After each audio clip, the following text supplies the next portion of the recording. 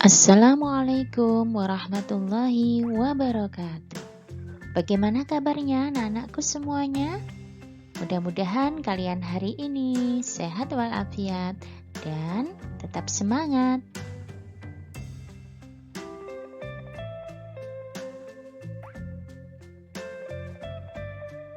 Hari ini kita akan belajar muatan IPA tema 8 Bumiku, subtema 1, perbedaan waktu dan pengaruhnya bersama Bu Munis.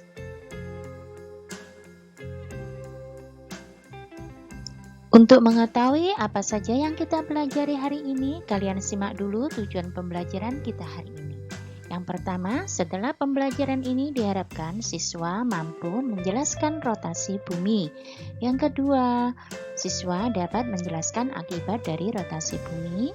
Yang ketiga, siswa dapat menjelaskan revolusi bumi. Dan yang keempat, siswa dapat menjelaskan pengaruh dari revolusi bumi.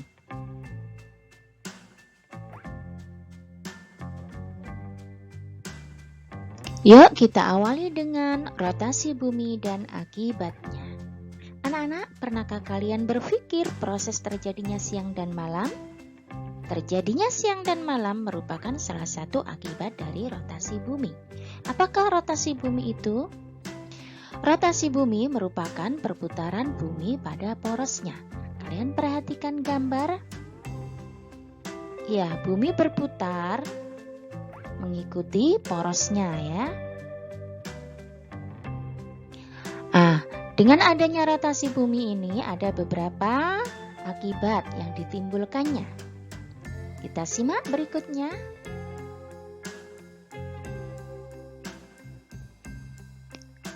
Akibat dari rotasi bumi diantaranya yaitu terjadi siang dan malam. Yang kedua, terjadi perbedaan waktu di bumi. Yang ketiga, terjadi gerak semu harian matahari. Yang keempat, terjadi perubahan arah angin.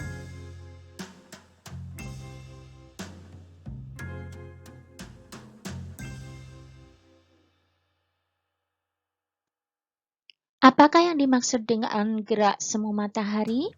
Gerak semu matahari itu mengesankan seolah-olah matahari bergerak dari timur ke barat. Padahal sebenarnya bumilah yang bergerak pada porosnya sehingga seolah-olah benda langit di sekitarnya bergerak. Kalian bisa melihat ilustrasi ini ketika kalian mengendarai mobil. Ya, kalian lihat di sekitar luar mobil tampak pohon-pohon, tampak tiang listrik seakan-akan berjalan. Padahal sebenarnya yang berjalan adalah mobil kita, bukan pohon atau tiang listrik tersebut. Itu ilustrasi dari gerak semu matahari anak-anak. Bisa dipahami ya? Bagus sekali.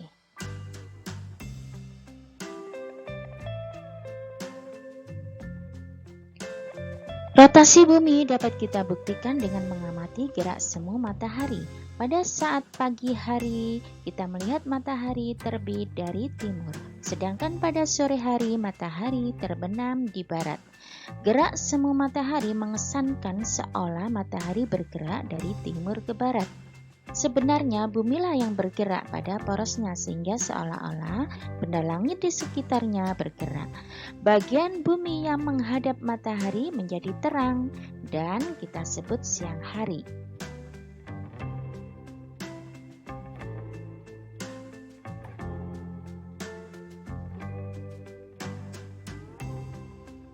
Sedangkan bagian bumi yang membelakangi matahari akan gelap. Saat itu di Indonesia mengalami malam hari. Oleh karena itu, saat kita di Indonesia mengalami siang hari, ada bagian lain di bumi yang sedang mengalami malam hari atau sebaliknya.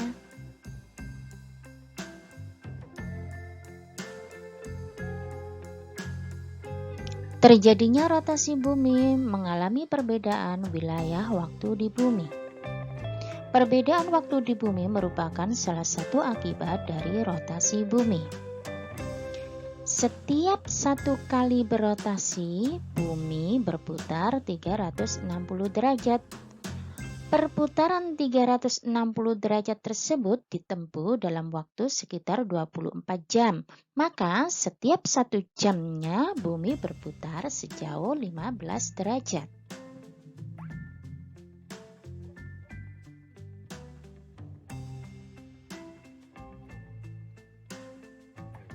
Nah, apabila kita mengamati globe atau peta, kita akan melihat dua jenis garis. Garis-garis tersebut adalah garis khayal lintang dan bujur. Garis lintang adalah garis khayal yang membagi bumi menjadi bagian utara dan selatan.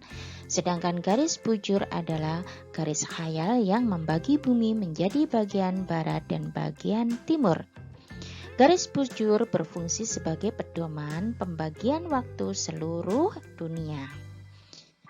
Indonesia terletak di antara 95 derajat bujur timur dan 141 derajat bujur timur, sehingga panjang wilayah Indonesia adalah 46 derajat. Jika setiap 15 derajat terdapat selisih waktu 1 jam, maka Indonesia memiliki 3 daerah waktu, yaitu waktu Indonesia bagian Barat atau disingkat dengan WIB, waktu Indonesia bagian Tengah atau disingkat dengan WITA, dan waktu Indonesia bagian Timur atau disingkat dengan WIT.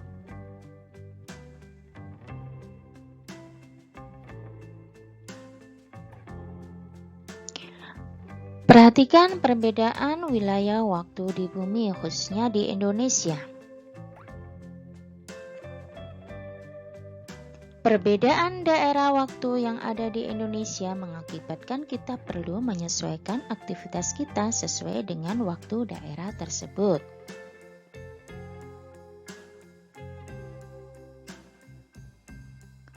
Wilayah Indonesia dibagi menjadi 3 bagian, yaitu WIB, WITA, dan WIT. Kalian perhatikan gambarnya. Wilayah-wilayah mana saja yang termasuk dalam waktu Indonesia bagian Barat, dan wilayah-wilayah mana saja yang termasuk dalam waktu Indonesia bagian Tengah, serta wilayah mana sajakah yang termasuk dalam wilayah waktu Indonesia bagian Timur. Bisakah kalian menyebutkan? Bagus sekali.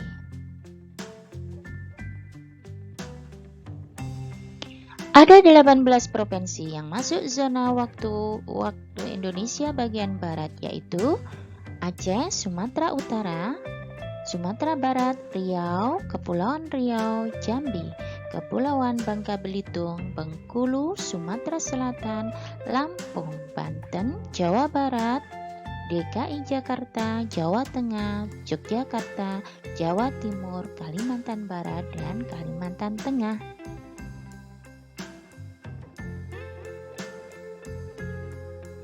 Sedangkan provinsi yang masuk zona waktu Indonesia bagian tengah yaitu Kalimantan Utara, Kalimantan Selatan, Kalimantan Timur, Bali, Nusa Tenggara Timur, Nusa Tenggara Barat, Gorontalo, Sulawesi Utara, Sulawesi Tengah, Sulawesi Barat, Sulawesi Tenggara, dan Sulawesi Selatan.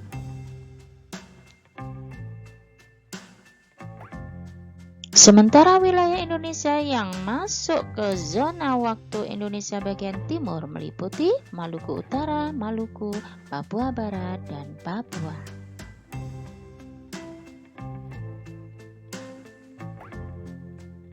Nah, menurut kalian, jika di Jakarta menunjukkan pukul 8:30, maka jam berapakah di kota-kota berikut?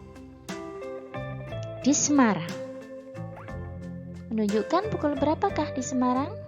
Di Palangkaraya, Kendari, Papua. Bisakah kalian menyebutkannya? Iya, bagus sekali ya.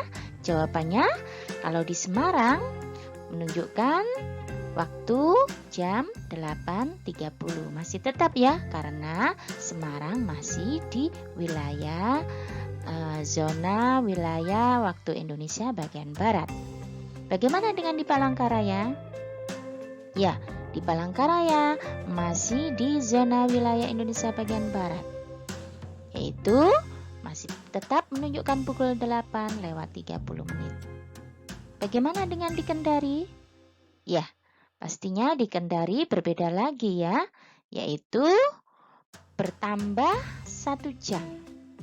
Ya, jadi jam 9:30 karena Kendari termasuk dalam zona wilayah Indonesia bagian tengah.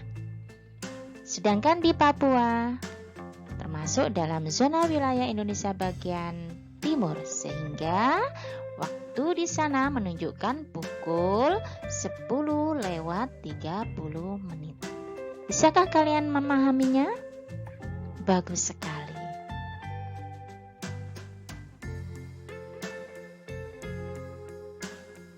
Selanjutnya, mengidentifikasi revolusi bumi dan pengaruhnya. Selain melakukan rotasi, bumi juga melakukan revolusi. Revolusi bumi merupakan perputaran bumi mengelilingi matahari. Waktu yang diperlukan bumi untuk mengelilingi matahari atau disebut dengan kala revolusi adalah 365 hari. Lamanya revolusi ini juga digunakan untuk menentukan waktu 1 tahun. Oleh karena kala revolusi bumi dalam 1 tahun adalah 365 hari, maka setiap 4 tahun sekali revolusi bumi digenapkan menjadi 366 hari. Tahun yang terdiri atas 366 hari dikenal dengan tahun kabisat. Dalam tahun kabisat terdapat penambahan 1 hari pada bulan Februari menjadi 29 hari. Pengaruh revolusi bumi pastinya banyak sekali ya, kita simak berikutnya. Beberapa pengaruh revolusi bumi diantaranya 1. Penanggalan kalender Masehi atau Syamsiah yang memiliki jumlah hari dalam setahun sama dengan kala revolusi bumi, yaitu 365 atau 366 hari. Yang kedua, terjadinya gerak semu tahunan matahari. Gerak semu matahari merupakan posisi matahari yang berubah-ubah. Hal ini dikarenakan bumi mengalami revolusi dengan sumbu rotasi yang miring. Yang ketiga, terjadinya perbedaan lamanya siang dan malam. Hal ini dikarenakan perpaduan antara revolusi bumi dan kemiringan sumbu bumi terhadap bidang ekliptika atau garis edar semu matahari.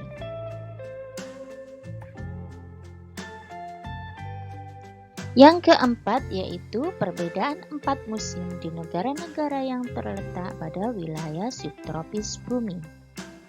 Dan pengaruh selanjutnya yaitu adanya rasi bintang yang tampak berbeda di setiap bulannya.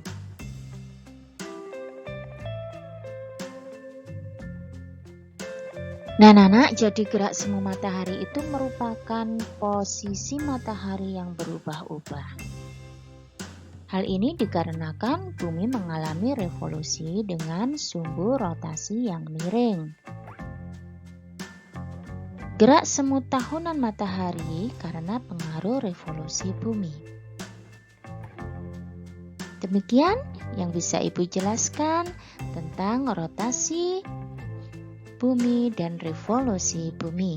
Mudah-mudahan kalian bisa memahami.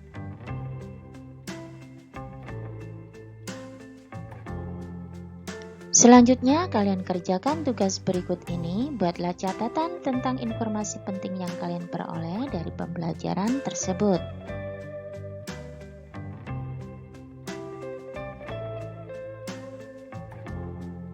Alhamdulillahirrabbilalamin. Sampai di sini pembelajaran kita hari ini. Mudah-mudahan bisa dipahami dan bermanfaat. Terima kasih. Assalamualaikum warahmatullahi wabarakatuh.